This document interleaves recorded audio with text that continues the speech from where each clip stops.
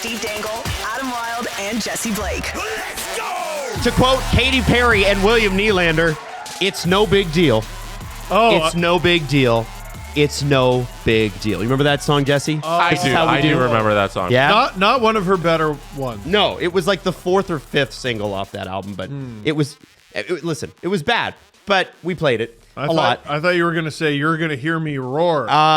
We got lots to talk about today, including the Penguins and JT Miller in Vancouver and John Klingberg's potential comeback. And CJ did a whole in-depth thing on that. But first, we have to talk about this one thing, and this one thing is happening tonight, and that is the CJ Show live in Coburg, and it is sold out. And just a big round of applause. And it's hilarious, and I'm not kidding. CJ was really like, are we sure we want to do this?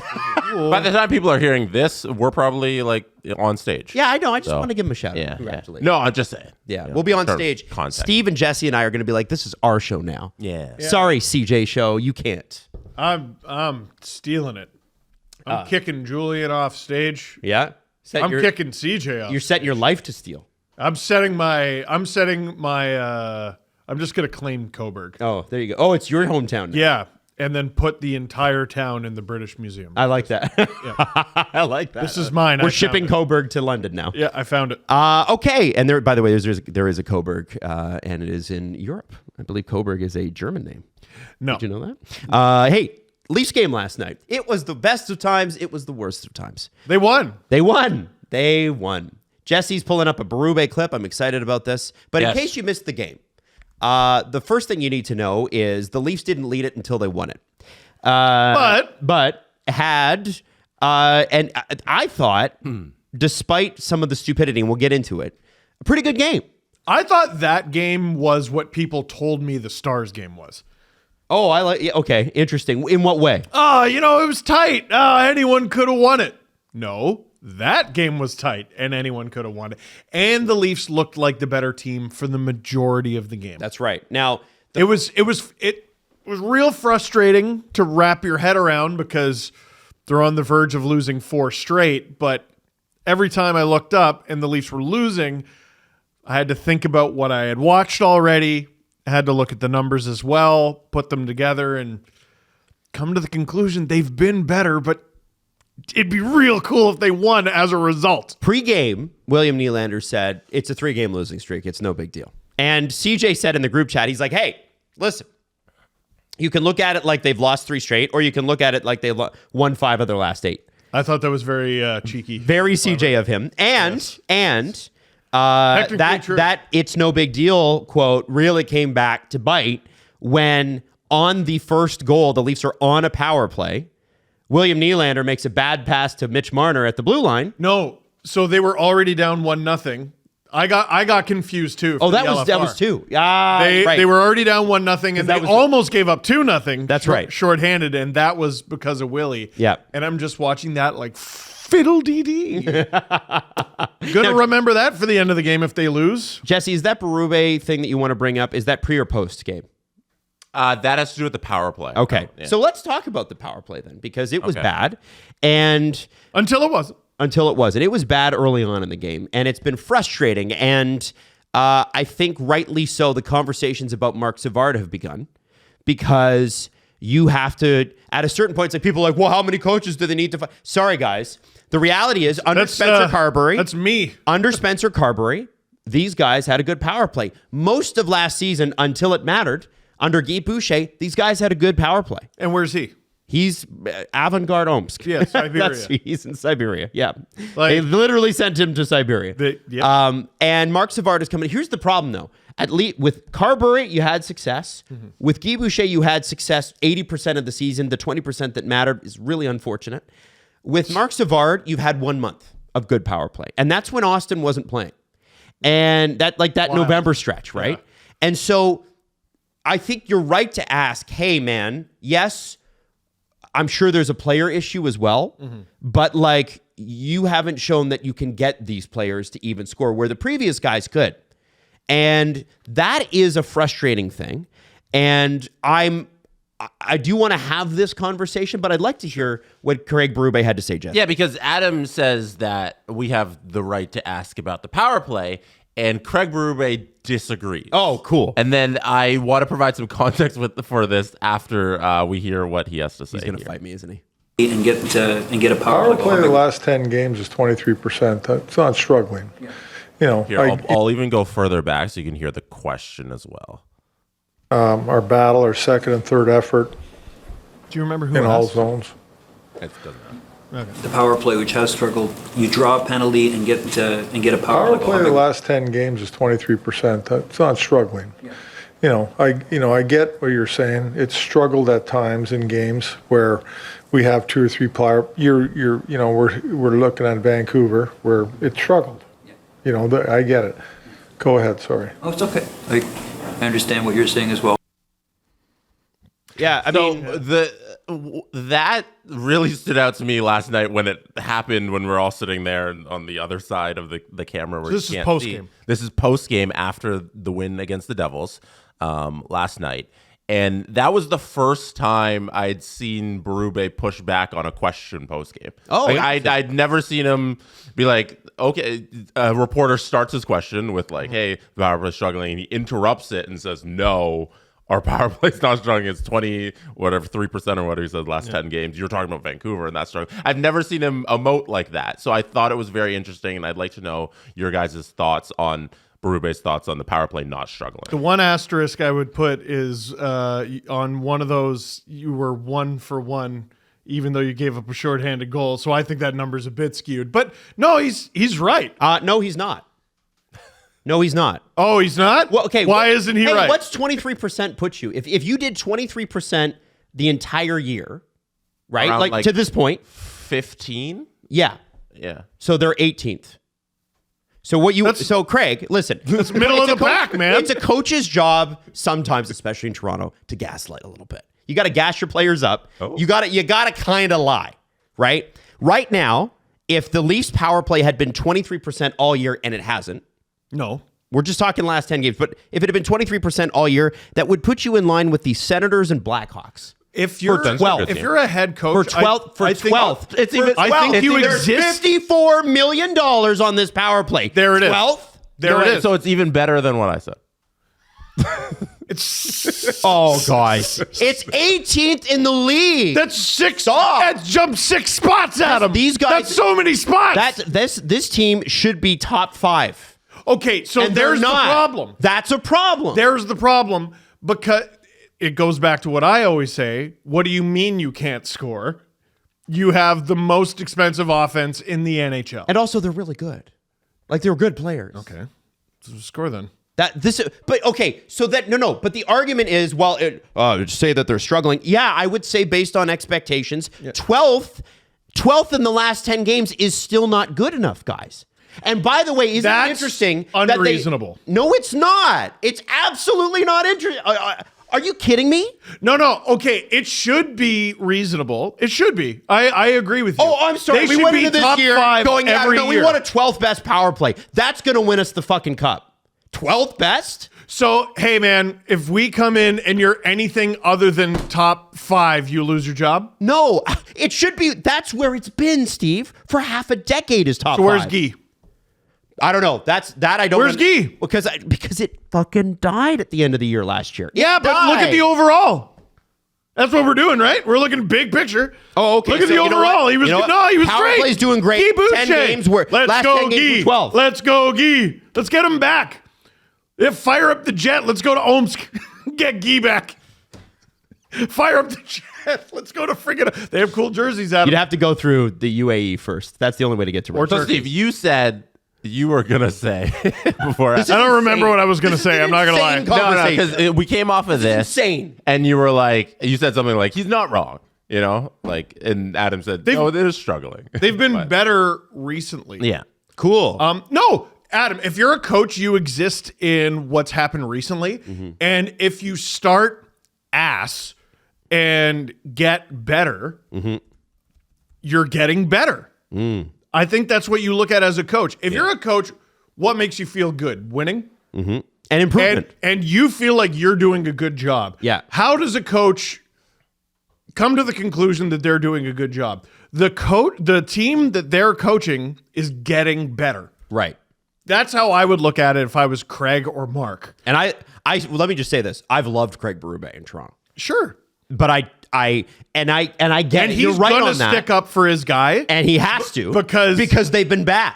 Well, and isn't it funny that they don't score a freaking goal in the power play until they switch a guy up? Who's the new guy on the power play? Bobby McMahon. Okay. Through They injury. didn't score Switch a it goal. up is a little generous. Well, they had to switch it up. They had to put him out there. And look at that, they score. Isn't that crazy? It's so funny. So weird. I understand what you're that's so saying. weird. I understand what you're saying. My point do get is that. 18th or 12th, still bad. Not good enough. And to say that the Leafs have taken advantage of their power play opportunities this year, outside of that one little stretch in November, is you're lying to me. You're lying to me. Stop lying to me. Here's how I tend to look at it. Especially because we always look at the Leafs through the lens of but the playoffs. Right? Yeah. I don't give a shit how they did in October. Like, in literally any respect. I don't care what anyone's save percentage was. Mm-hmm. I don't care what the expected goals were. I don't care what the hits and blocks and shots and goals were. I don't care.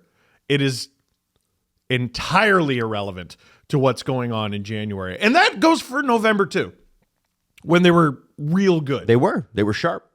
Who gives a shit? So I live in now. The reason I've been upset with this losing streak isn't just that it's a losing streak. It's a losing streak now. And also, like, look at the Canucks schedule. Died, shut the Leafs out, died. Like, dude, they've been getting killed. The Canucks performance since that game only justifies how I felt about that game, but I'm getting sidetracked. If you're evaluating your season, I think you evaluate it in 8 to 10 game chunks, I think That's what they usually do. valid. Yeah. And he's looking at this 10 game chunk and going, well, no, we're doing okay. And like, should this power play be above 12th? Yes. 100%. It's currently 18th. Okay. On the season, though.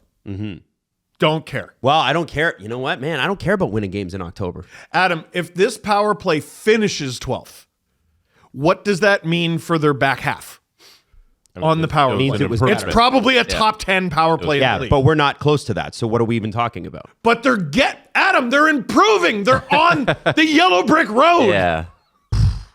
I know. You have a lot more faith in this than I do. Adam. Honestly, okay, and Adam, here's what bugs me. When you look don't come at- to me for when you faith in look the at- Leafs. That's what I'm saying. That's how down on this I am. This is and we couple that with the struggles of the special teams, which with the PK, which Jesse rightly pointed out last episode. I think it was last episode or Monday's episode. Last episode, yeah. And they were at one point third. They're now ninth in PK. And let's be honest here. You go and you go back and watch if you got the chance The to Leafs rewatch the are game. 12th in the league in penalty kill. So last night they were 8th. Going Right. into the game, now they're 12th. So if you're Yeah. you're third and now you're 12th, that means recently you're like in the 20s.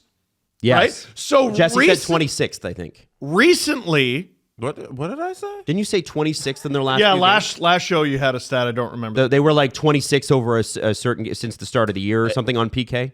start of January. From January 1st through what was it? The 2 games ago, they were actually first in the league. But then the stretch in between those couple games, like last couple games, they've been near the bottom. Okay. So yeah, I think that's what it was. Okay. Right. So if you're looking at the last like week or two, the Leafs power play is actually better than their penalty kill, which is on the whole unusual.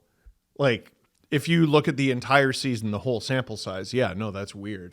There's a lot of weird things about this team, man. Okay, but just with the penalty kill stuff, I don't want to get it wrong. Last 2 games, if you look at it from like the 14th to the 17th, they're 31st in penalty kill. Pretty bad. Yeah. Love yeah, that. they've been giving up And 2 love goals that a for game. them. And there was a stretch from when we came back from like New Year's, January 1st, to like 3 previous games ago, they were first in the league in penalty kill. Yeah. So yeah, you have that immediate drop off, and that's brought them down to 12th, which isn't great for a penalty kill that's been so good. and recoverable because I believe in the penalty kill because over long stretches of time it's been very good. Sure. And here's the thing. when you go and you look at teams that win the Stanley Cup in the playoffs, Great special teams. the special teams on both sides are what win it. And this is where I look at the New Jersey power play and I go, that's the power play the Leafs could and should have. You've got a very similar makeup in terms of skill set. The Leafs are a little bit older than the Devils. Like Jack Hughes is quite young. Nico Heischer's quite well. I guess Nico Heischer's not as young as he used to be. No, he's not. It's Marner has 700 points. I know. We'll talk about that. The kid who just got here. What are you talking about? Yeah. My point is that I don't think I'm happy for them that they're improving. Yes. Okay. Yeah. I don't think it's enough. And when you watch the way the Devils play, what do they do? What do they do on the power play? They go to the fucking net. Well, they did last night. Like that Austin goal, I loved last night because he went to the net. They did everything I was screaming about on Wednesday's show. They did everything in that game last night. There was examples of all of that, and on power play in particular, it was Austin banging in a rebound from a shot from the point because all they were doing on that one power play was firing shots to the net, and there was two guys in front to bang it home. And I was like, just throw the puck there, get a rebound, score, and they did it. One day, we're going to learn what actually happened with Austin Matthews this season. He looks magical. He's back. He's back. He looks every bit as good as he did last year when he scored 69 friggin' goals. He might. Nah, I shouldn't even say it out loud. Nah, say it. The way he's playing, let's say he plays all the rest of the games of the season, he could still screw around and hit 50. He's got 6 goals in his 7 games that he's been back. Yeah, so he's been a monster. Goal a game. Been a monster. Yeah, and with Adam and you guys talking about the power play there, and Steve, I think you nailed what Berube is referring to when you were talking about the small chunks on how a coach looks at the season. Because in their last 4 power play opportunities, they have 1 goal. That's 25%. 25% on your power play puts you in top 5 in the league. Like that's a great power play. And I think Berube is sitting there like, if every 4 power plays we get 1 goal, that's incredible. We have one of the best power plays. So he's looking at it like last 4 power plays, we got 1 goal. That's 25%. I don't know how you're going to sit there and tell me we're struggling when we just did that. And if he looks at that every single time, every 4 we get 1, we're good. And the same thing with the 10 games in the season. If every 10 games in a season we go 7-3, yeah, best team in the league. If you look, that's incredible. Yeah. If you look at Ilya Samsonov's, that's the coach's mind. If you look at Ilya Samsonov's season last year, he was 3 goalies. He was the goalie that he was until Christmas, which is unusable. Then there's the goalie that he was until about April 5th. Yep. Which was honest to God, one of the best goalies in the league. And then there was his final 2 games that make you go, oh shit, he's back. Like, let's look at the Leafs power play. Let's say from the beginning of the season till now, hot ass. Power play now. Let's say from now until the end of the season, they're top 5. Fantastic. And they might finish 12th with a top 5 power play. Yeah. And I'm fine with that. And then in the final 2 games of the season, they go 0 for 8. I'm going to be clenching. Yeah. I'm going to be like, playoffs are clenched. Dude, be hot at the right time. Just be hot at the right time. That I think is the beginning, middle, and end of this team. Yeah. Showing some signs of life is good too. And they are. I won't take that away. Totally. But let's be honest. Now, when was the last time an assistant coach got fired mid-season without the head coach getting fired as well? Yeah, that's never going to happen. The power, you're stuck with Savard. Like that's until the end of this season at least. That's what's going to. I look forward to seeing who they bring in next year. At this point, I mean, I know he's a nice guy. I know he's a great guy. Well, I bet they'll fix it. I do not. I bet they'll the Flames power play last year. Not good. That was the concern heading into this year. I'm not that Adam. That's legit. That's legit. That's 100% a legitimate concern. I'm totally with you. I'm just saying, we can't let the big dudes off the hook. But then look who showed up yesterday. The big dude. The big dudes. All of them. All of them. I think they combined for 7 or 8 points. Do you know where the Flames power play finished last season? Like where did it? 23rd? Adam, take a guess. 20th. 27th. Great. Ooh. Love it for us. Yeah. Now, to be honest, they don't have the same weapons we do, which is what makes Totally. this so frustrating. We have the weapons. Now, let's talk a little bit about some of the things that went wrong in the game that made it more frustrating than it needed to be. Sure. And that is offensive zone penalties by defensemen. OEL had a tough night. OEL had a tough night, and I said it on the stream. The first one, I was like, okay, they stepped on his stick. Like, I'm not. I think that was a weak call. The second one was absolutely call every day of the week. And what I want to impart to the Leafs, Nick Robertson a little bit, Max Domi a little bit, OEL last night, your stick doesn't need to come above your waist in the offensive zone. What reason would it need? Other than you got beat, somebody else got the puck and they beat you body position, right? Or you're swinging at something because you're tipping it down to get, or tipping it up to get to the, like you're in front of the net and you're tipping, right? Those are the only two reasons that your stick needs to be above your waist in the offensive zone. Stop. The Leafs have done this all year. It's driving me nuts. It's driving me nuts too, but it's another one where I'm like, eventually the spring will show up. Yeah, and then eventually the spring will show up and everything's fine. And I know you missed this, but I think you missed this. I don't know. The last TSN game, which I think was earlier this week, they talked about the refs. And you never explained this to me. So Traeger got on the air. So O'Neill came on and like it was a Dallas penalty, Leafs penalty on Dallas, whatever. And O'Neill's like, you can't call that. You just can't call that. I forget which one it was. Doesn't matter. And Traeger was like, so I'll tell you what head office hates. Head office hates that the media says that the standard changes going into the playoffs. Head office should watch the occasional hockey game. They will say, what are you talking about? They said the standard. I'm shocked that this clip didn't go more viral. Like, I'm actually shocked because it was one of those where I was like, you could tell Dregs was like, yeah, I think they're crazy too. But head office will absolutely tell them, I guess anybody that's in contact with them, no, the standard is the standard, and it's the same standard right up until the last game of the finals. Okay. Oh, so we're all just telling lies then? Yeah, isn't that nuts? I just thought that was crazy, right? Like, we're all lying. I mean, they're all lying to themselves. We're not. We see it. Gary Bettman drinks blood. So you're allowed to just say whatever you want. You're allowed to just say whatever you want. So getting back to the OEL penalty, I don't think that's a penalty late season or in the playoffs. The second one is a penalty every day of the week, no matter what part of the year it is. Yeah, that's the hooking, right? Yeah. Yeah. And you just can't. You just can't. And I think Oliver Ekman-Larsson's been a great at. I think that he's, for what they're paying him, I'm like, man, this is great. Fantastic. But nights like that, you're a vet. It's a bad one. You can't do that. The Leafs... And by the way, New Jersey scored on both penalties. I'd be curious to know where the Leafs rank in offensive zone penalties taken. Man, it seems like a lot, eh? And it feels like a lot of like. And immediately after a goal. Oh man, yes, dude, it's like both the second and third period. It was OEL takes a penalty. Devils get a power play. Nico Hischier scores. Austin Matthews ties it.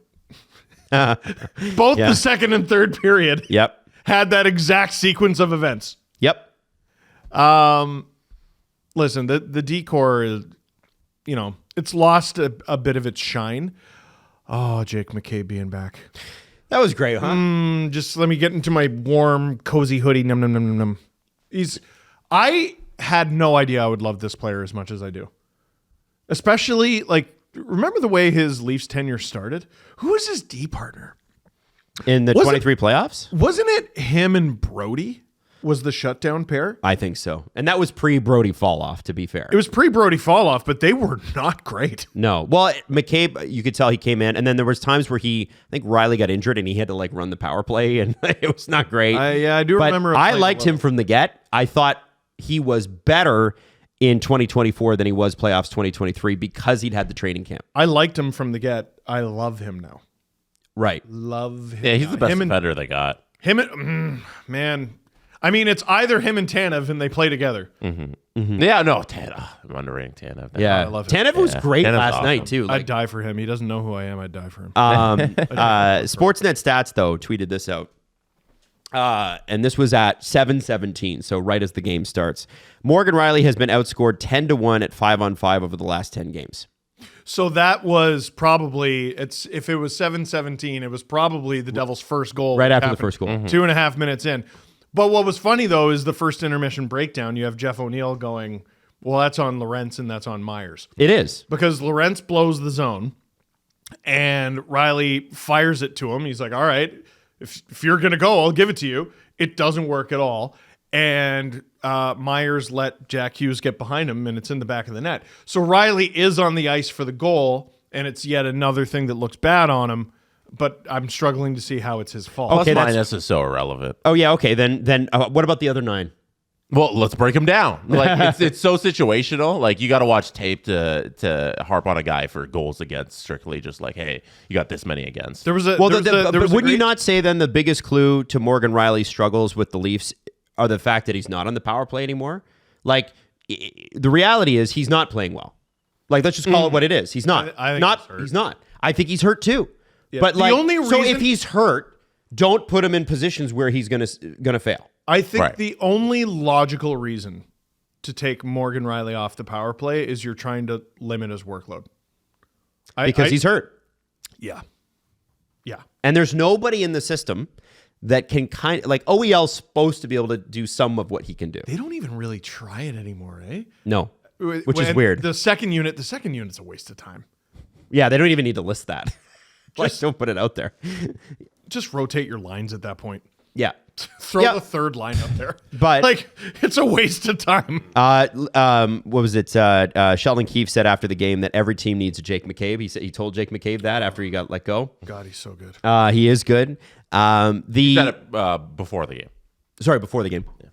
Now, the thing I want to mention is we asked the big guys to score when the team's struggling, and they did. said Nylander, it's no big deal? 2 amazing goals. Matthews, 2 amazing goals. That pass from Marner was dude. unbelievable in overtime. They didn't have the puck until that moment, and then it was that moment where Matthews is going off, and Marner's like, "Oh, there's Willie." The Leafs need to score more ugly goals. And I mean, Matthews sort of got one. God, they really excel at scoring the sexiest friggin' goals of all time. Yeah. Max Domi's Fantastic. pass to Willie. Oh, it's insane. Like, I'm almost tearing up right now. Like, oh my God, just so friggin' beautiful. Marner's dart to Willie for the OT winner, and Matthews sniping like we remember he can. Ugh.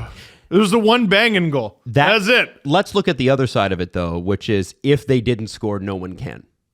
And I look at the third line last night. The fourth line, I'm not expecting them to. That's a good fourth line. I'm happy with them. The third line is we're just going to throw whatever we have on the ice tonight. Okay. They called up Minton. They need to get like a practice in or a strategy session in with him before they can play him. So Holmberg is between Robertson and Pacioretty. It's a grocery stick line, like a whole line Yes. of the. It was what pizza is supposed to be. Pizza is supposed to be you take a bunch of your leftover bullshit and you put it on some bread and you call it a meal. Yeah. That is what that line was. And Robertson did get a couple of shots. Holmberg had a pretty good chance. But I think if you're Robertson or you're Pacioretty, you're looking at Holmberg and going, okay, well, he's where offense goes to die. So if I'm getting the puck, I better shoot.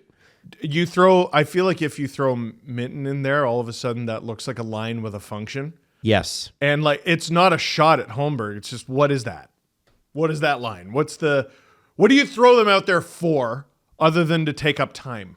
And so Are they getting a goal? Are they shutting it down? Are they forechecking? What's the purpose? if you're Brad Treliving, I think do the trade deadline early or part of it.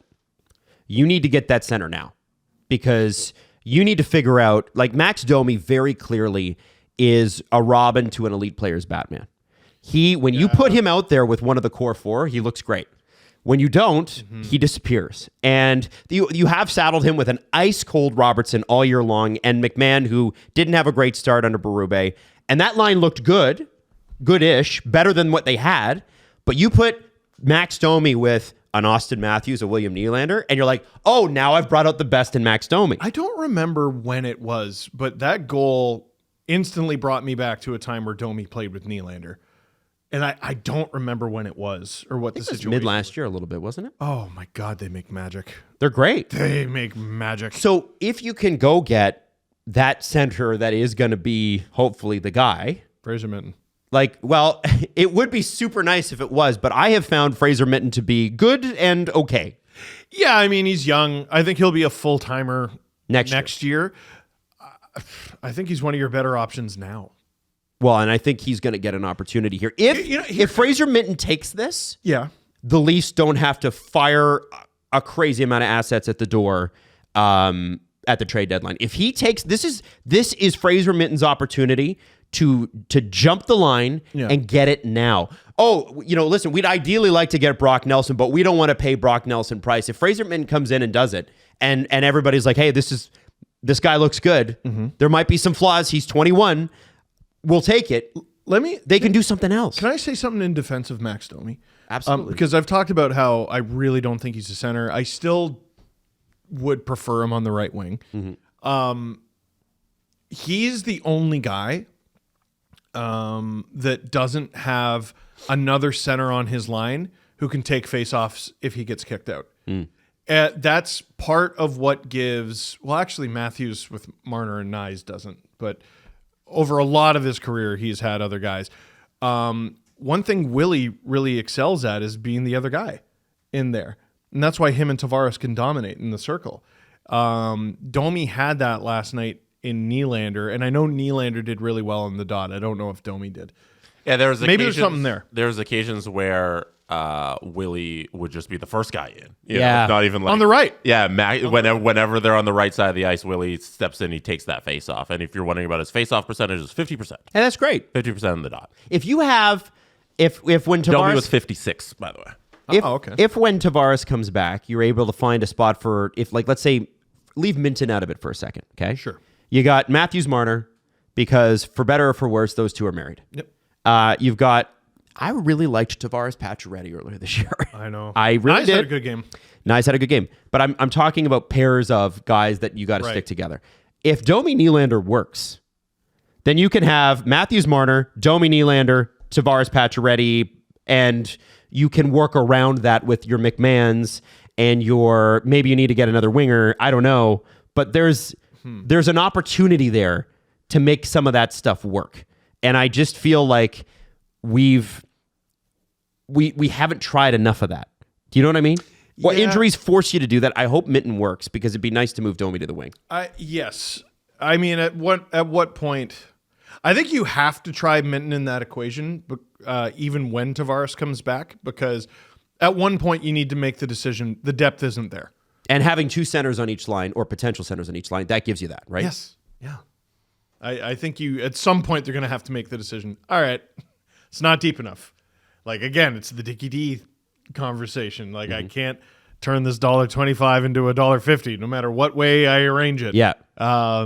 That's how I always look at the Leafs up front. So, the couple Islander centers, Pajot and Brock Nelson's name have come up.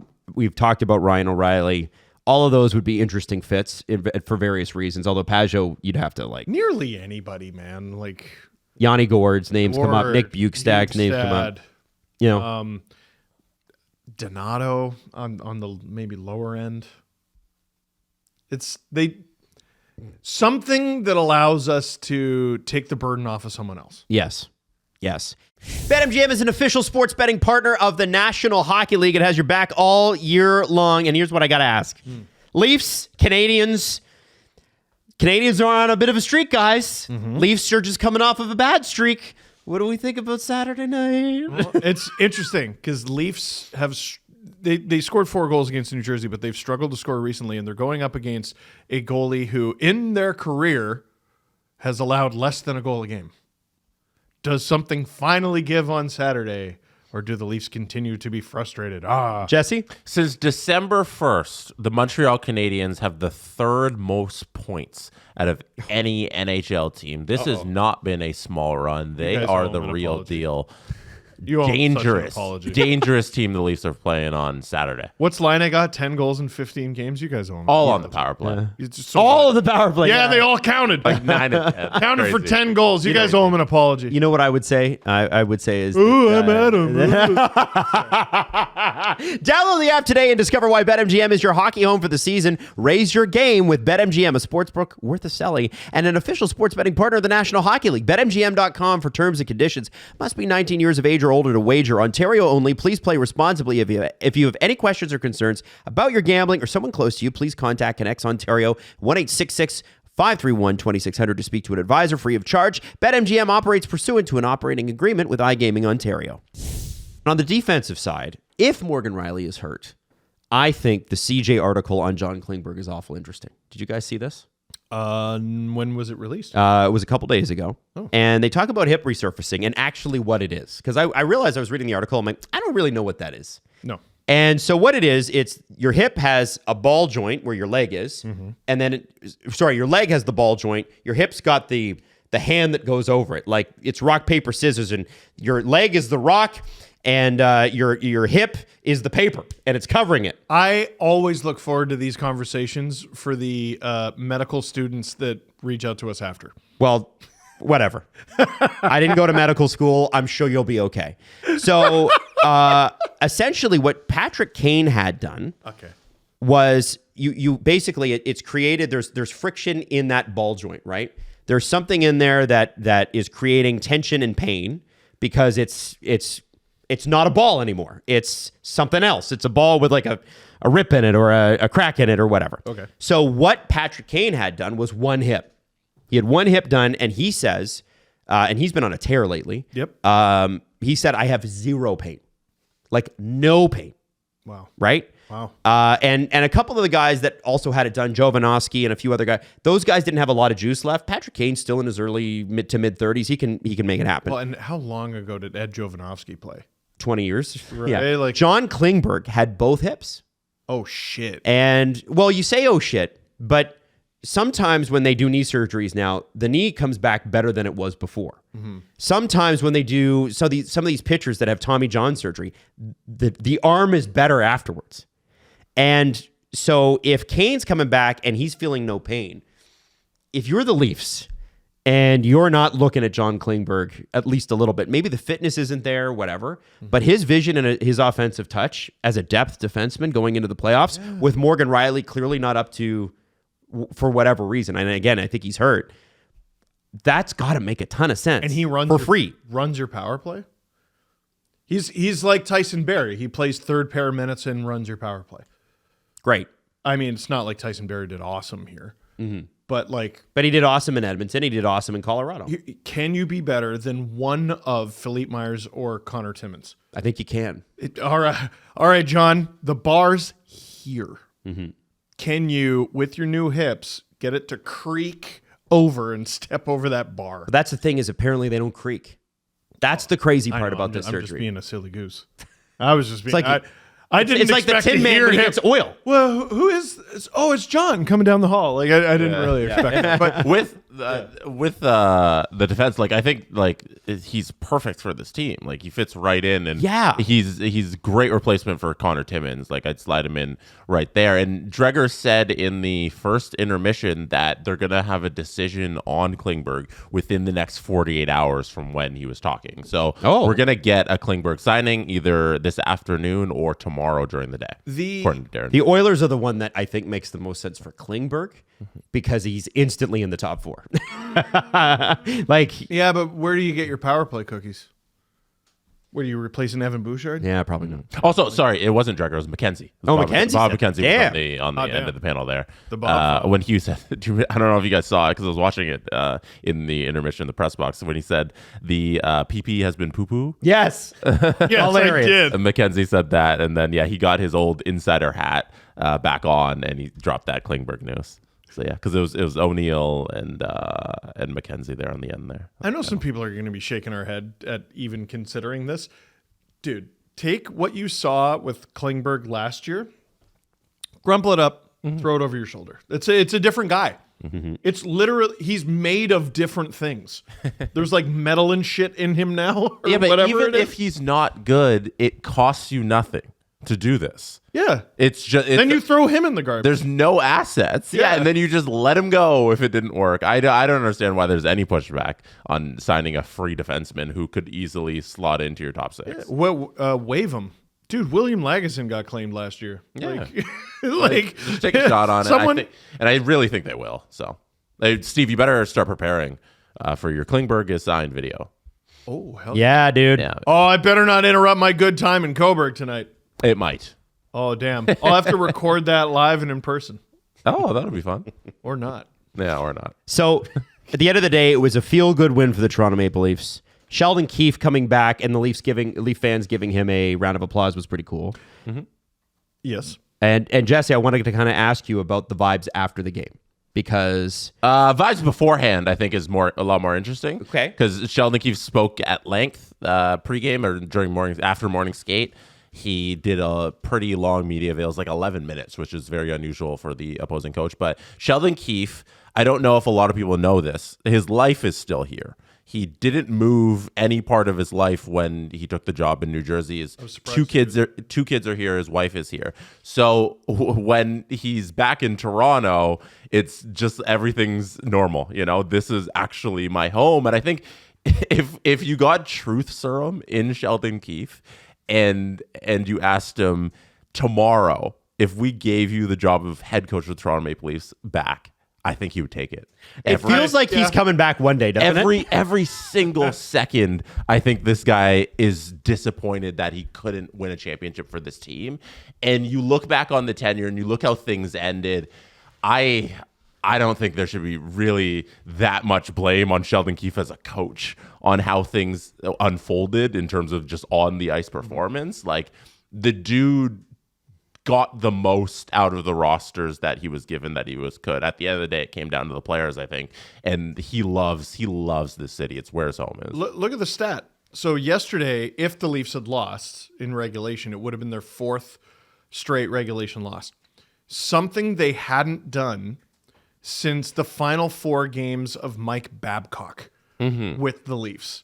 The Leafs, in the 5 seasons that Sheldon Keefe was the coach, never once lost 4 consecutive games in regulation. Yeah. That's crazy. He was an unbelievable coach for the Leafs, and I think he didn't want to. He was distracted during the welcome back tribute a little bit. I saw that, which is a shame. During the first TV timeout when they aired it, but that dude loves the city. So you might have missed this because they were talking about it on the broadcast, but apparently he said he was like intentionally gonna be distracted during the tribute, so he doesn't tear up. Yeah, that was apparently the people were talking about it afterwards too. He didn't want to get too emotional in that moment, so he knew he had to look away from the crowd and the screen. My favorite thing, and I mentioned it on the stream last night. My favorite thing Steve ever said about Sheldon Keefe was at the end of that video. That he took the video away. And then he flew away like an angel into the He filmed it in the afterlife. Yeah, Like, we're going to a better place now. So good. Okay, Jesse, anything else from the game, post game last night? Do you feel like I felt like the Leafs were squeezing the stick, like Matthew Nyes not scoring on that empty, like he had an open net Again. tried to pass the puck. Yep. Do you feel like they got a little of their swagger back? No, I think what they did a good breakdown in the intermission about Matthew Nyes not taking the opportunities when they're there, but because he's on a line with Austin and Mitch, he's always looking to feed those guys, which I think is very true. So he needs to improve there. But I don't know if you spent enough time on it. This was a really good win because the big guy stepped up, and if the depth is not going to be there, we're paying 4 dudes $10+ million, and John Tavares wasn't there. But this is why you pay Austin, Willie, and Mitch. It's not for any of the depth to step up and fill the gaps for them. It's for them to have games like this. And for me personally, it was a showcase of what the Leafs can be. Because last episode I was so mad about how they seem to lost their offense and they can't come back in any of these games. and they came back in this game, and it was a beautiful win. And you get excited because you say, hey, maybe this team actually does have the offensive talent that they had last year and that they're never out of it. So hopefully they just build upon this and they keep going and the Stars continue to step up. It's the first game since January 4 where they've scored more than 3 goals. Jeez. Yeah, it was a dry spell and it wasn't good. And something like Mitch Marner had 6 + 2 is 8, 9 shot attempts. 6 were blocked. Yeah, So one shot on goal. Mitch, 9 attempts. Mitch, I want you to hit the net more. I want you to not send so many pucks into screened areas. But the fact that he has 9 attempts in one night is great stuff. He was hitting keep something, building. Jesse. What is that? Well, first of all, his passes were absolutely Yes. unbelievable. He had 4 hits last night. Nice. Cool. I don't know what his career high is. It's got to be that. Yeah. I think the most hits he's had in a season is 75. Wow. And I want to say this season he has 25. So the fact he got 4 is quite a bit. He played angry, especially down the stretch of that game. I think he was trying to give it to Dougie Hamilton. You think so? Yeah. Because on the Matthews third goal, Hamilton was screwing with him behind the net. Then they got into a battle in front of the net. And when Matthews buried it, Marner goes nuts. And I think he started looking around for Hamilton, who had gone to the bench. Right. And that was part of the reason that the goal went in. Hamilton should have been called on a penalty. He cross-checked him right from behind. It wasn't an awesome line sheet. Okay. Piggybacking the officiating conversation we were having, I think they're calling the rule book the way they did last year, except for cross-checking's fine. Yes, it's back. Cross-checking is back. Totally. Speaking of cross-checking back, Adam Larson on Sidney Crosby. Yeah. Why did one of the best players ever go down the tunnel? He got cross-checked directly in the spine. Yeah. And I'm no disrespect to Adam Larson, but he's not selling tickets. It doesn't need to be about that. It doesn't need to be about that. Yeah, but it does a little. No, because this is an entertainment product. Cale Makar could cross-check Connor Dewar in the spine, and I'd be like, okay, but yeah, okay, you're not allowed to do that, eh? You know what I mean? Yeah. Anyway, Mitch Marner had a friggin' the kind of game you need to win when it matters. William Nylander on his breakaways leads the league in breakaway goals. He has 4. That's the league, and he's second in the league in breakaway attempts. So that's cool. He's right up there with Who's anybody. first? Can I ask? I don't know. I saw it was Mike Kelly who was tweeting out those breakaway That's stats. a neat I don't stat. know who was first. I didn't know they tracked that. Yeah. Mine is Owen Tippett. So Mitch Marner is already 2 assists shy of 50.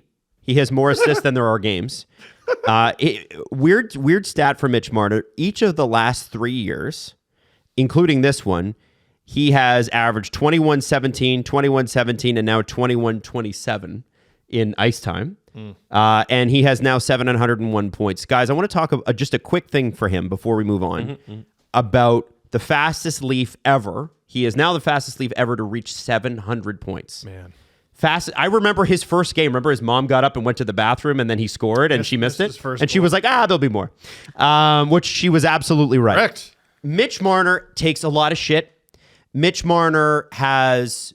Can't imagine from who. Also done... Show yourself. Name names. But he takes shit because we see the magic. Yes. So when the magic isn't there, you're like, why not? Mitch Marner, 700 points faster than any Leaf in NHL history. That's a big fucking deal, man. That's crazy. We've talked about this before, like the offensive talent on this team. It just feels like once every week or two, they're breaking some kind of franchise record to the point that we just completely take it for granted. Yeah. Because they and the Leafs franchise records were not great. No. They were like in order to get 700 points with the Leafs, you need to be a Leaf for a long time. And a lot of guys weren't Leafs for a long time. And if they were, they weren't nearly as good as Mitch. He's been absolutely friggin' fantastic. And he's playing his best hockey of his career. It's not just some lifetime achievement award. He's playing the best hockey of his career. Last night, the third period is one of the best periods I've ever seen him play. It's awesome. It's fucking awesome. How many of those, what percentage of those 700 points do you think you've seen in real time? Like on TV or in person? Yeah, it's got to be like on TV or in person. Like, how many games have you actually missed in the last 10 years? Oh, I've watched all of them. Unless he got a... Okay, let me think. Like, there was a How game many you missed- LFRs have I missed in Mitch Marner's career? I don't think you've Three? missed... Three? Yeah, Isla being born. I don't even know what the other Isla one. being born, and then like a couple people died. Like it's not a ton. So you'd say you're -1 on the birth versus death ratio? Holy fuck! What? What is it? Holy fuck! Probably should have another kid, even that out, huh? You know what? Yeah, we got to take back ground. Wow. Jesse, did the Leafs address it at all in the dressing room afterwards? Did they talk about Mitch and 700 points, or did? Yeah. No, Mark Masters asked him about 700 points. He was like, What did he say? It's very cookie cutter answer about like, hey, gotta have a lot of great teammates to get all those points. That's kind of nice. thing. Yeah, it was a good post game from Mitch. Look, Mitch Marner going full Shoresy in interviews is. I hope he continues to do it. I really do. I genuinely do. Like he doesn't. He doesn't need it. He doesn't need the distraction. The weekend, and Steve Dangle famously on the Steve Dangle podcast on Monday said that Steven Lorentz on the first line would make it to the weekend. And It didn't make it to the end of the game. I think, Adam, I don't think you weighed in, but I know I was on the other end where I said it wouldn't make one game, or it would last one game and that would be it. Why do you think they did it? Steven Lawrence or Lawrence? We're calling him Lawrence, but it's pronounced Lawrence, right? But I'm not calling him Fedotov. So, like, I'm gonna call him Lawrence. Lawrence played. Call him what they want to be called. He wants to be called Lawrence. 4:55 last night. Oh, he does. Lawrence. no, Yeah. he does. He said he's fine with Lawrence. Is what? He Oh said. my goodness, it doesn't. What does he want? We'll figure No, it out. ask the I don't fucking care guy. what you're fine with. What do you I'm gonna want? figure it out. I'm gonna figure it out. Okay, Jesse. Next time I talk to him. There you go. 4:55 last night. Least amount of ice time on the team. Okay, so I don't think that's necessarily a reflection on him because No, I just thought it was funny. A lot of power it's play and very PK odd time. because look at David Kampf Yeah, 5:37. and look at Connor Dewar. 5:34. So I'm not analyzing the fourth. The fourth line wasn't out there a lot because they trailed nearly the whole They game. needed to play the big guys the whole game. I just thought it was funny. You thought it would make it to the weekend. Oh, no, And now I was- he has played the least amount of anybody on the team. Wrong. Remember I was like, man, what's his career high? Yeah, in ice 21. time. Oops. Well, you're not going to be right all the time, or even most of the time. Exactly. I just want to mention last night, if you saw John Tortorella losing his mind, it was just a regular Thursday, but he was losing his mind because Maxim Siplikov hit Ryan Paling in the head. And NHL Player Safety has just announced that Siplikov will have a hearing for the illegal check to the head today. Phone They or didn't in say if it was in person or not, which is frustrating. McDavid, the elbow on Marcus Johansson, and Johansson is now on IR. I can't believe. And Connor was like, yeah, it was just unfortunate. Dude, you swung that like a now. chicken wing, man. Come on now. What are we doing here? Come on now. What are we doing here? I mean, it was subtle. It was real subtle. I don't think it was. You look at the replay. He not only does McDavid go, I'm skating. Watch, camera on me for a second. He goes, la, la, la, wham, la, la, la. You don't need to skate like this. Who skates like that? Maddie disagrees. I did that game. Yeah, no. Oh, you worked that game? And he went down like he was shot. Who? Johansson? Yes. Yeah, well, that's Because why, he was injured. That's why people thought he was selling it, though. Because if you Well, then, you know what? If you're NHL Player Safety, why revisit it? Well, again, I go back to the Crosby thing. I'm like, okay, so why is he going down the tunnel then? Why is Marcus Johansson hurt? Yep. Right? Yep. Like sometimes accidents happen and collisions happen. It's hockey, whatever. The reason I said it's subtle is, and I think I shared it in a group chat or two, I saw an old clip of Mark Messier playing against the Russians. I think it was like the 87 Canada Cup or whatever it was. Decapitate a man. Yeah. That's not surprising. Remove he did a neck up lobotomy, You just spin his head around on a swivel. and I think he got 2 minutes. Like we're talking jumped, left his skates, elbow like this, like on an upward angle. It's 2 minutes. Mark, go sit and think about what you did for a couple minutes. That guy was permanent brain trauma. Yeah. Don't worry about it. He'll be out on the power play. Like, hockey is so different from what it used to be. Like, even though it's just utter barbarism once the playoffs begin. Yeah. It used to just be ice crimes. For sure it did. But we didn't have the concussion research we do now or the rules. And that's 87 and this is 25. Yeah. Oh, no. It's just his head hurts. I think McDavid I think he got lucky. I think he got the McDavid pass on that one. If he does it again, they're going to have to call him and be like, listen, we might fine you $2,000 to $5,000. The McDavid pass works both ways. Yeah. I think the NHL has just been like, okay, listen, Connor, there's an infraction against you 8 times a game. So we're not going to call all 8 of those. We'll give you 2. Yeah. On good nights, we'll give you 3. And you get... And in return, you get to brain whoever you want. He also, it's interesting, that game, I can't remember, guys, if he had scored the point before or after that play, but that was the game where he passed Jari Kurri for second all-time in Oilers scoring, which is crazy, and he's only got 650 more points to catch Gretzky or something like that. He might be the first... I guess second player ever, first since Gretzky to hit 2,000 points. I think he's already more than halfway there. Yeah, maybe it's 850. It's an insane amount of points. Like, it's crazy. No, he has over 1,000 points. No, what I mean is like to catch Gretzky. He might have another 850. I might got that wrong. No, on the Oilers. On the Oilers. Gretzky's 1669, and. McDavid's 1,046. So just with the Oilers, though. Just with the Oilers? Yes. Just Gretzky on the Oilers is still top like 12 all time. Something like that. Holy shit! Do you know? Holy fuck! Do you know how many games Gretzky played as an Oiler? To get to 1,600 points. Let's say 650. I'm gonna say 625. 696. Damn! Wow. But McDavid's 1,046 in second place is done in 687 games. Yeah, they're both. He's aliens. 9. No, but he's 9 games off of where Gretzky was, and Gretzky is 600 points ahead of him.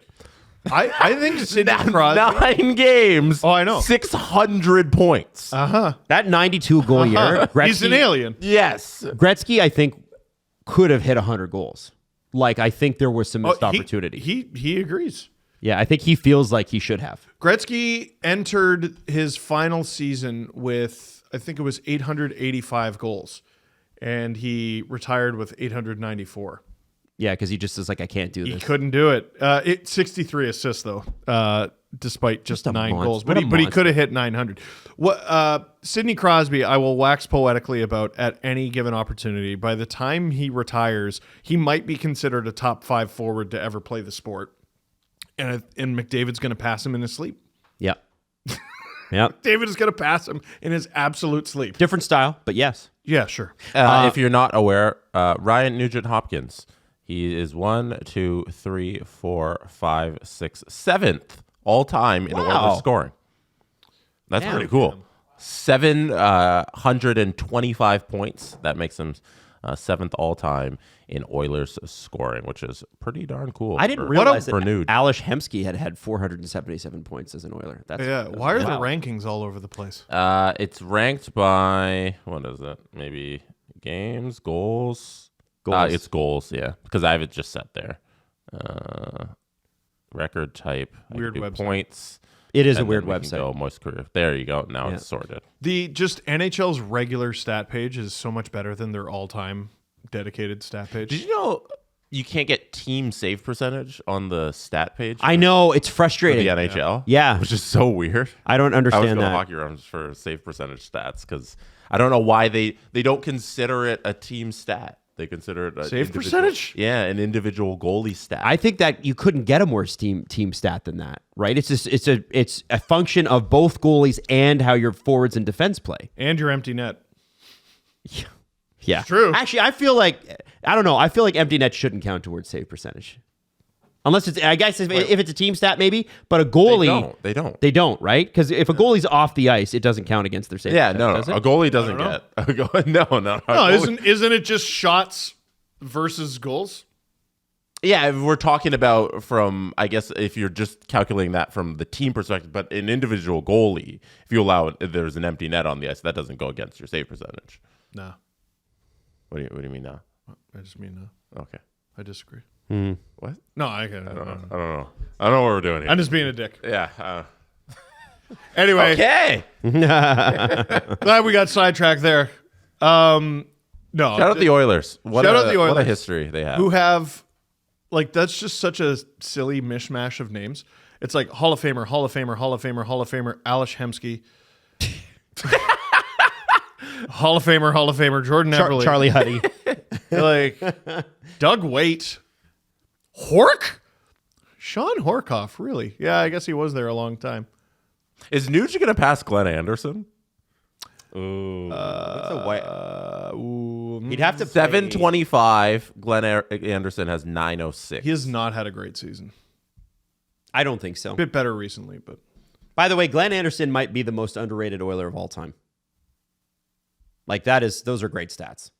Yeah, because you had Gretzky, Messier, Curry, like ahead of him.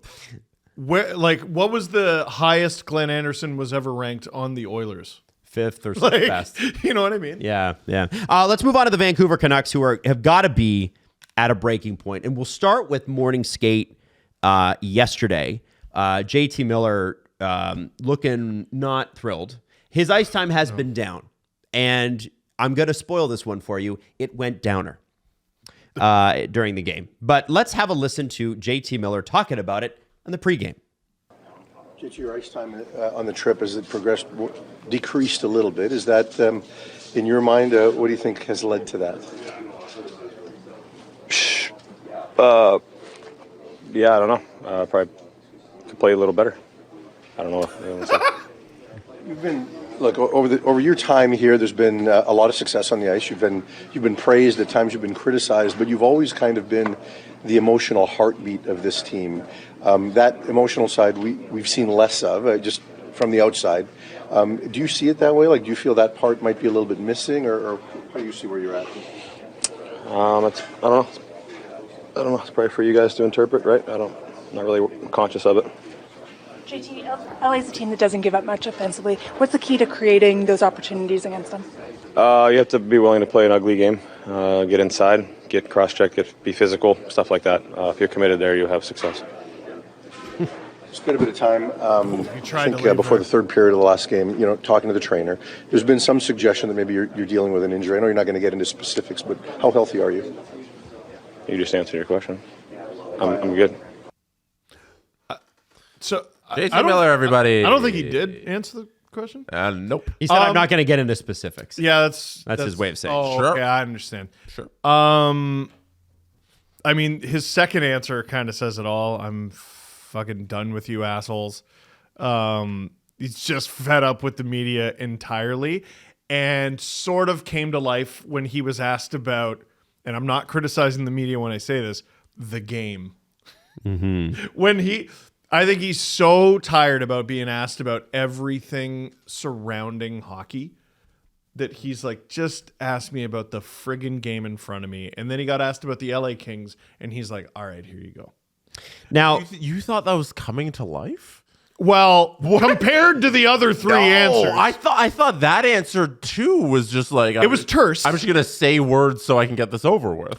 You got to cross check. You got to get through it. That's it. The overall theme was, I'm just here so I don't get fined. Yeah. It was, listen, everyone is on JT Miller right now. Deservedly so. Yeah, and I'm for just, a reason. I know, I'm trying to give him any little breadcrumb I can. What if he hasn't earned breadcrumb? No, he Hey. What? That's what the money's for. Yeah. Like, that's what the money's for. I know he's not loving it right now, but Adam makes a valid point. I think a lot of people are going to be like, listen, he's a human being. He's clearly going through a hard time right now. I don't think a lot of Canucks fans are going to give him that. Give me a sec. Sorry. Like, he's going through a hard time right now. But how much money you make per game? Probably a lot. You got to play, and you got to play well. Mm-hmm. You make, what does he make? 8.5? Yeah. Come on, man. Jesus. So that's $100,000 per game.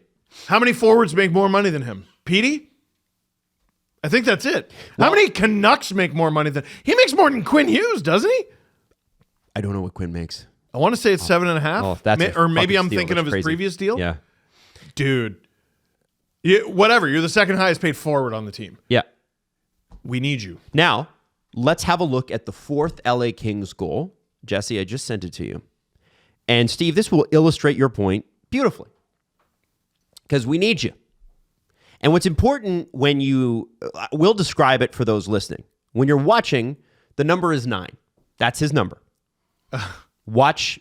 And this is where, we saw some of this back in the COVID bubble and then the season afterwards under Travis Green. JT Miller, when he decides to not play defense, is a straight leg guy. Now, if you're looking at the screenshot here, JT Miller, go back to just the beginning there, Jesse. JT Miller's got pretty good position here. He is the guy that the puck is at the bottom of the screen with that defenseman. JT Miller is the guy coming in on that defenseman. Notice he's wearing a letter, and he's gonna get beat here by this defenseman. And for the people listening, defenseman at the blue line on the near boards. JT Miller is going to gap up on him, and he's going to get beat pretty quickly. And getting beat is fine. Defenseman dangles you, it happens. But here, if you keep going through this, Miller sort of chases him. But look at this. The puck actually gets intercepted by the Vancouver Canuck defense. They close in on 22. Straight leg. And look at Miller once Fiala loses I think that's Fiala, isn't it? 22, I think so. Yeah, and look at Miller. Straight leg. Keep going. Straight leg. Straight leg. Oh, a little bit of a turn. Straight leg. Straight leg. Man. Straight leg. That dude is Back just of the out net. there having a public skate. If you're listening to this, I want you to imagine Pierre-Luc Dubois' last shift in Columbus. Remember that? How that went viral? Honestly, there's an argument that last night's performance was worse. Is there? Dubois' last game in Columbus. Because there wasn't the whole performance around it. Mm-hmm. There wasn't the huffy pregame. There was obviously the bad play during. Tocchet sewered him. Well, I'm going to that. Yeah. But we'll get to that. And then the whole performance on the bench. So Miller and Tocchet get into it a little bit on the bench. Basically, Tocchet just says, "Go sit at the end of it." Do we know that that's what happened? That's what they showed on Sportsnet this morning on where Tim's doing the highlights. Yeah. And they said, you see Tocchet, they ISO Tocchet, and then they ISO Miller, and Miller gets up and moves to the end of the bench. Now, Rick Tocchet said a bunch of things that you would expect a head coach to say during the press conference. Mm-hmm. But Jesse, if you'll fast forward this clip, if you're queuing it up to 3:29, he gets asked specifically about JT Miller.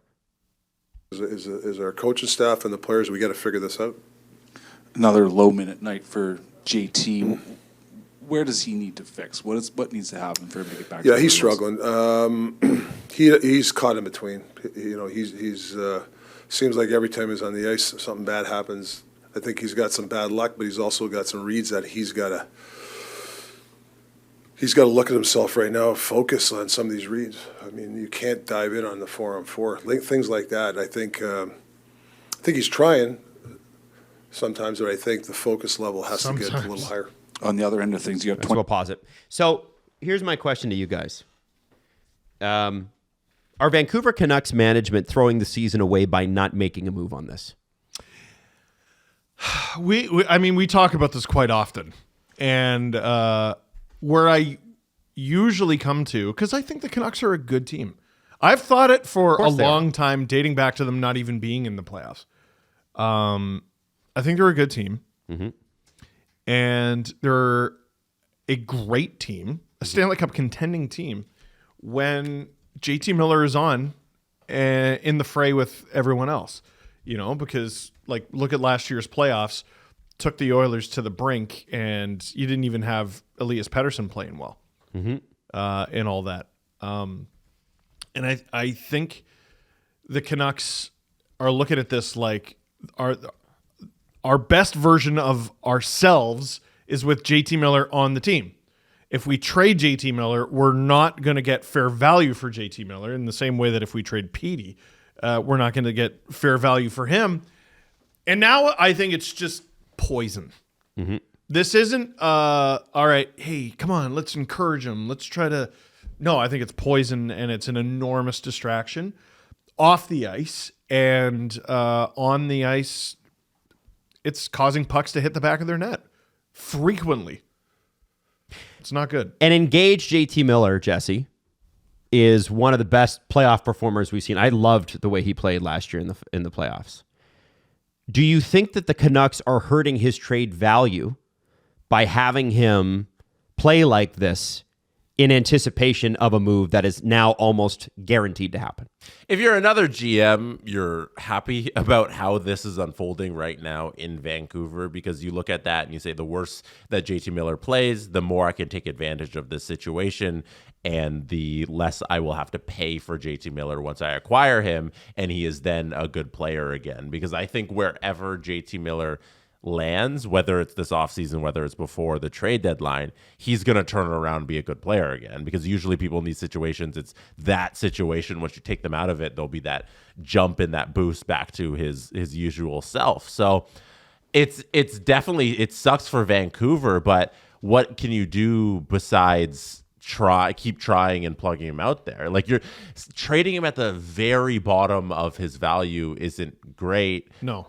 And I don't know, even if you had JT Miller playing at the best of his abilities, though, that the Vancouver Canucks are a very good team this year, because they've been hurt by so many injuries, and the way they're playing hockey isn't a recipe for success. They can't. They just got Hronek back. They did, but they can't defend. They can't defend the lead.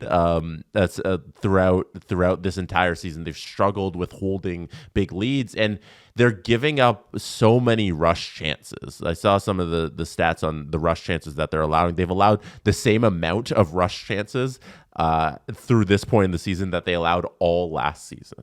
They're a completely different team defensively, and I don't know if having a good JT Miller helps them. And this just might be some sort of I don't know if it's a lost season if you sneak into the second wild card, but I don't think they're going deep in a playoff run. So you might as well hold on and get maximum value for JT Miller. Let me show you something. 'Cause I texted you the shift chart. Sure. From this game? Yeah, from this game. What? You want me to just click? Oh, yeah, sure. Go ahead. Okay. I don't know why I screenshot it. You literally have it up. Yeah. He's near the top. So you talked about like just having JT Miller out there and you try to force it. He's not out there. Yeah. Look at the shift chart. He's not out there.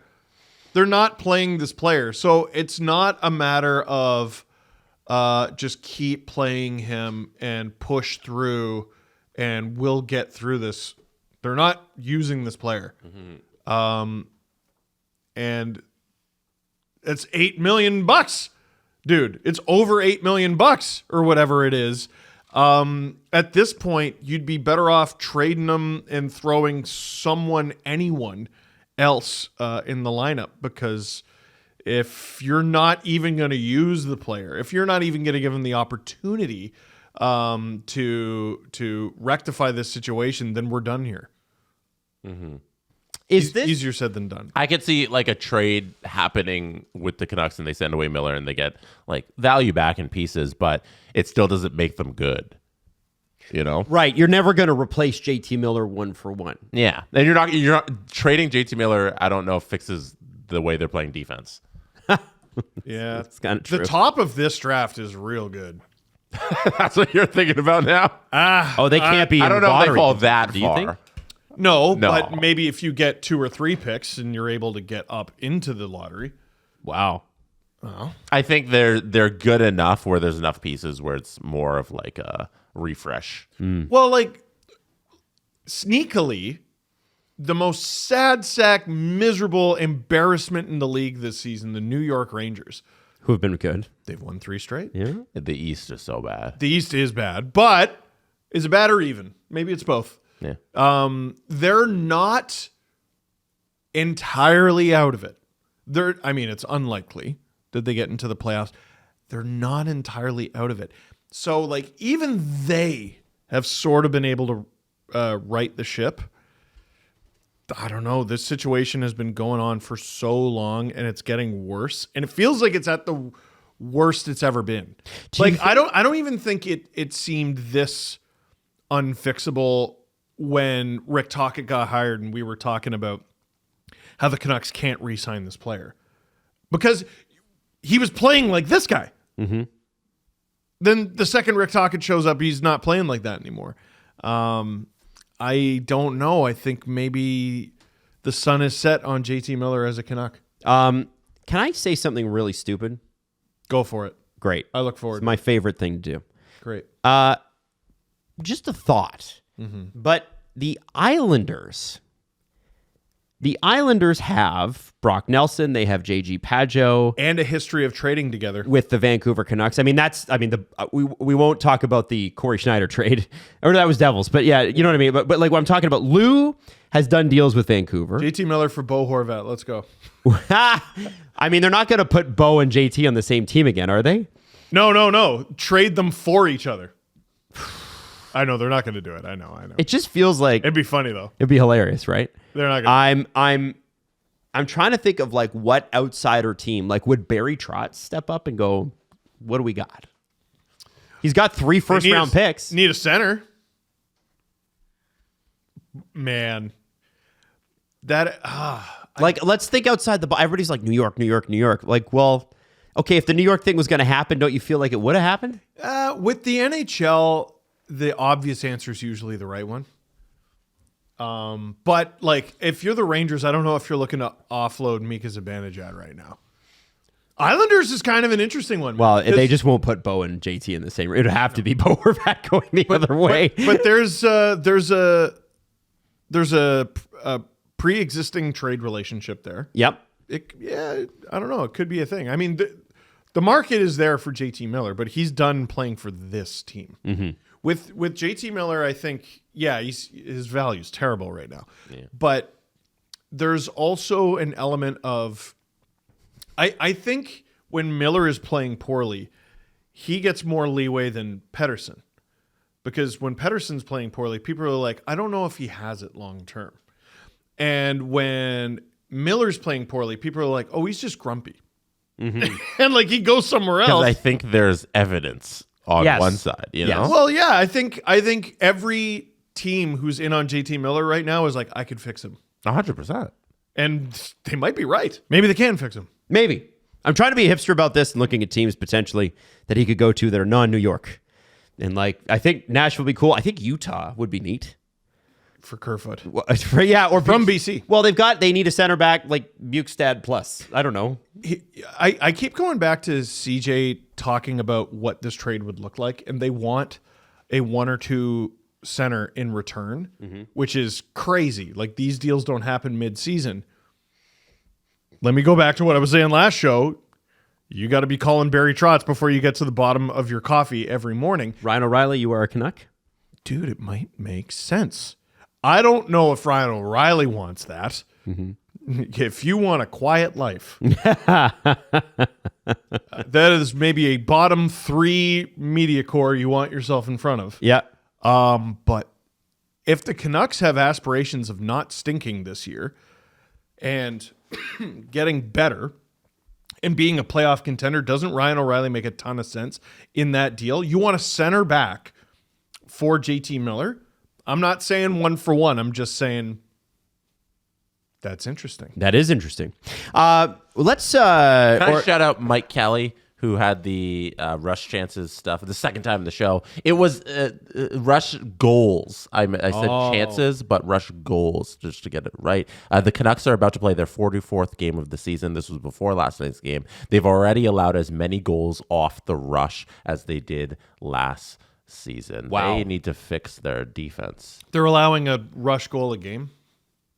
Yeah. Poor. Not good. No. Don't like it. The headline, I'm switching gears here. The headline is Tristan Jari wasn't there when the Penguins needed him, which feels like a breakup post. That's from Josh Yohe of The Athletic. Kyle Dubas spoke to the media yesterday, took responsibility for the signing the contract. He said it, it was the first couple of weeks that I was here. I just got here. And he said, these are the risks you take, and you never want to make the wrong decision, but, or you try to make, I think the quote was, you try to make the least amount of bad decisions that you can. They asked, he did warn, and this is so Kyle Dubas, like, don't write the obituary yet, even though Josh Yohe did, because goalies can be streaky. And if Kyle Dubas, Pens fans, back me up on this one, allows Tristan Jari to play for the Pens again. They're an injury away from it happening. And he's this is crazy. So there were, some articles done on this, but one thing that I think is interesting, and I'll give Frank Saravalli some credit here for coming up with this. He talked about some of the moves that that Dubas made, and I've been hammering this drum. July 1st, 2023. This is where it was bad. Yeah. Like, it was already bad with Ron Hextall and Brian Burke. We acknowledge. He didn't walk into the best situation. But part of being a $7 million a year executive who names himself general manager is you have to then take responsibility for the moves that happened while you were there. And the Ryan Graves contract's interesting because it's 6 years, $4.5 million. Ryan Graves, in 31 games this year, has not registered a point. What? I didn't know that. What? He doesn't have a single one? Not one. I know that's not necessarily his bag, but not one? Not one. Jeez. He's 31 games played, 0 goals, 0 assists, -8. I just threw the plus minus in there because it was something other than 0. Mm-hmm. A -8 is less than 0. Yes. Yeah, that's true. Good point. Yeah. Huh. And that's just one. I'm cherry picking there. But, you're talking about a guy that is under tremendous fire. And Kyle Dubas has what amounts to a no-trade clause as an executive because he's making $7 million. He's in year 2 of a 7-year deal. So whether or not you're a fan of what Kyle did, you're stuck with him if you're Fenway Sports. Because if you fire him, the contracts are guaranteed in management. You still have to pay him. So he's going to be here. And a lot of Penguins fans... Dubas knows that all too well. Yeah. Now, Penguins fans... You ever met Mike Babcock? ...are trying to give Dubas a little bit of slack. I've seen some of them try to give him a little slack where it's like, okay, but it was already messed up before he got here. Yeah, but that's why they hired him. And...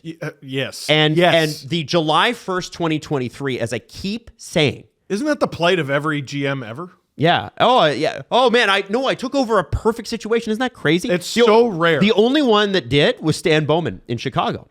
Stan Bowman, Julian Breezebaugh inherited a pretty good thing in Tampa. But it's rare. It's rare. And so, and again, it's not that I don't think Kyle can do this, but I have to question, I think you'd be wrong not to question the reasons why he made some of the trades that he made. Like, you even look at the Erik Karlsson trade. I had one in mind. What do you got? Well, okay, if I have 5 goals in 31 games, are things going well for me as a forward? No. Okay, what if I told you that was in the minors? Still not good. What if I told you that's Rutger McGroarty? Ooh. He's scoring at over half a point a game. That's not what you want from his the guy. His assists are all right. You traded Jaeger for him, though. He's 20. Yeah, man. Yeah, you know what's else? Hey, do you remember what was in the Erik Karlsson trade? Jesse, do you remember? Oh, you know what? Michael Granlund. And Michael Granlund with the San Jose Sharks has 37 points in 45 games. He was not a great Penguin. That should be pointed out. Penguins fans were like, yes, get him out of town. Okay, but if you're going to be the guy that says, well, listen, don't write the obituary on the player. Right. Yeah, you've already written several. You didn't need to do the Erik Karlsson deal if you're Dubas. You didn't. You really, really didn't. It was, you had Letang. You didn't need Karlsson. There were cheaper options if you needed a backup for Letang. But Kyle loves Erik Karlsson. He's a Sens fan. Who doesn't? And he saw Erik Karlsson at his best with the Ottawa Senators, he was the greatest defenseman in the league at the time. Amazing. Coming off a 100-point season with the Sharks, but still a 100-point season in a Norris Trophy. You didn't need to do this. Damn. You didn't need to do Jari. You didn't need to do Graves. But Kyle has this thing where I need to spend to the cap before we even hit the ice in preseason.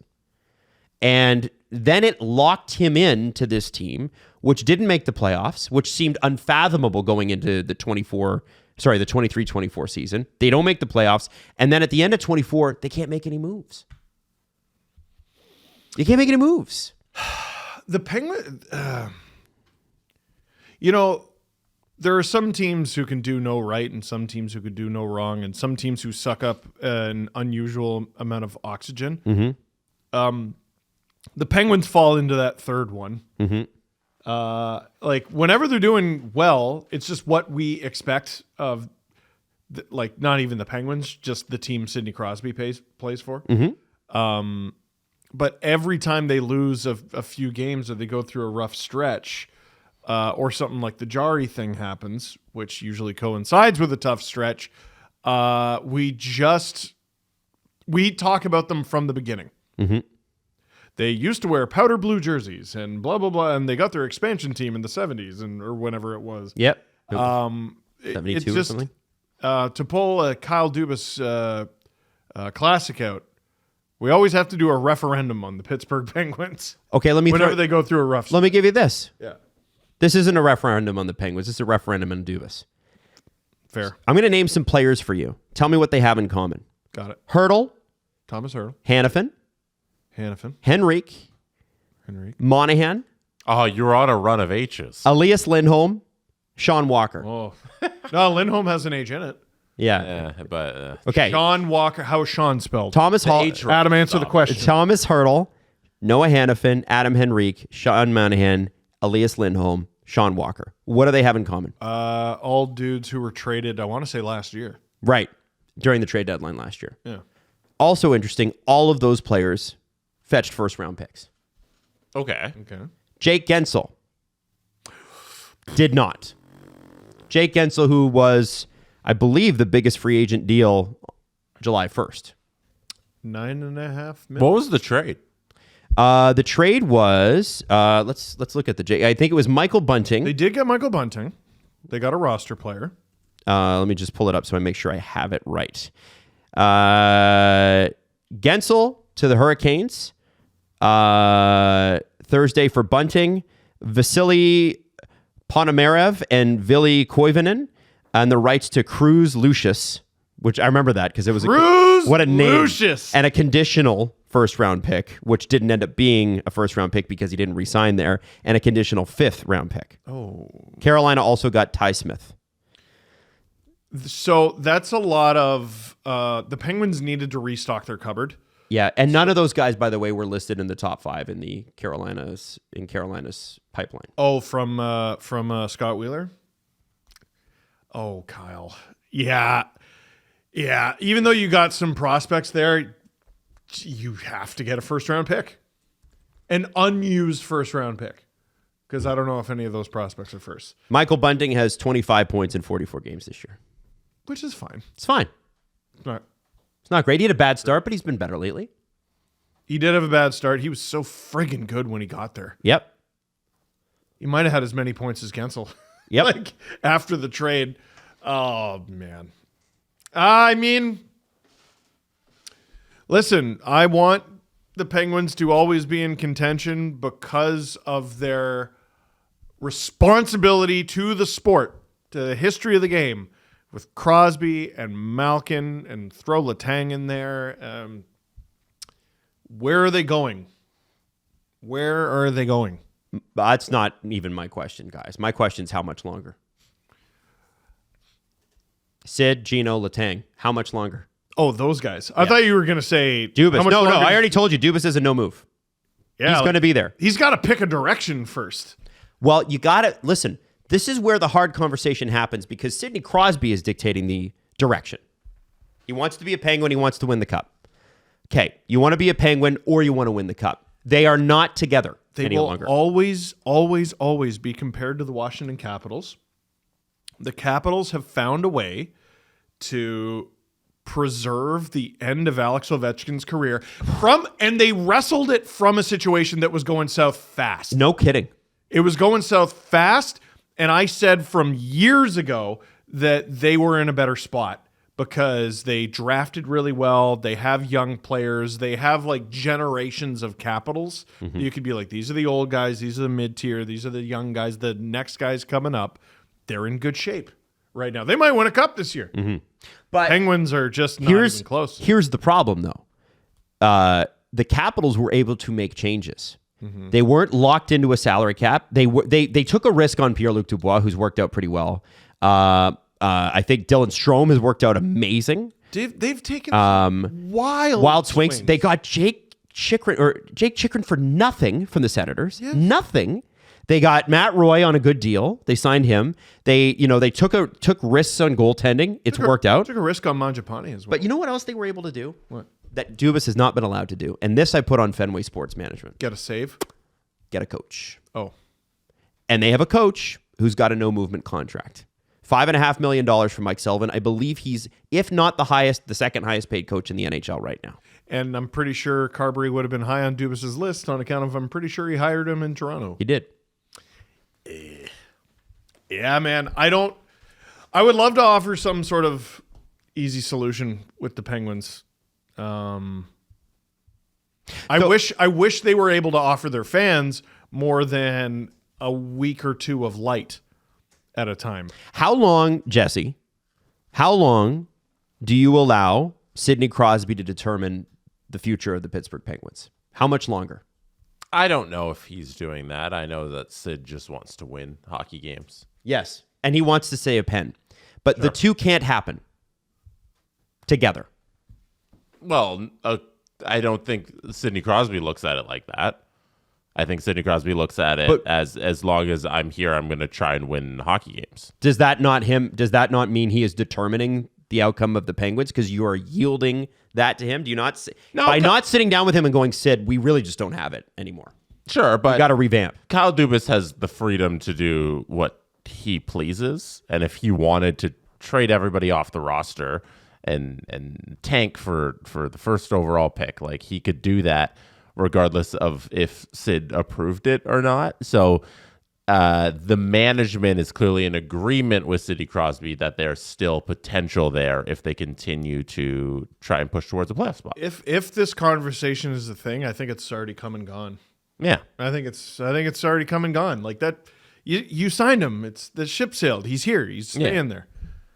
He's staying there. I'm gonna believe that he's staying there until it is announced he's gone. Okay, which I don't think is ever going to happen. I agree. I'm just wondering how much longer are the Penguins going to be in purgatory? 2 years. For when Crosby retires? Yep. That's bleak. That's really bleak. Is that a responsible way to manage a franchise, which, by the way, has stopped, from what I can understand, announcing how many people are at the games anymore? I mean, Crosby drives the bus here, beginning, middle, end.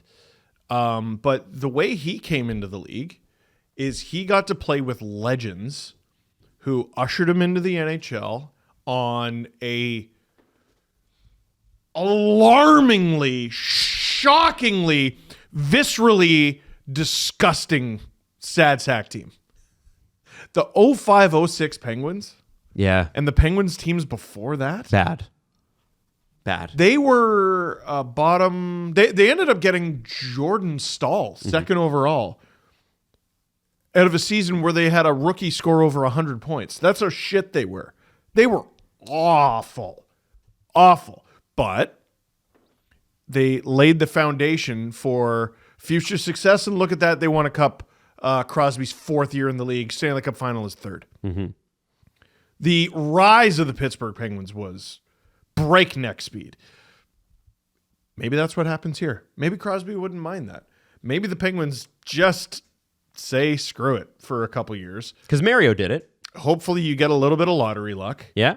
And you usher the next generation in. Maybe it works out that way. Maybe you end up with a Porter Martone or a Michael Misa or a what was it? Schaefer?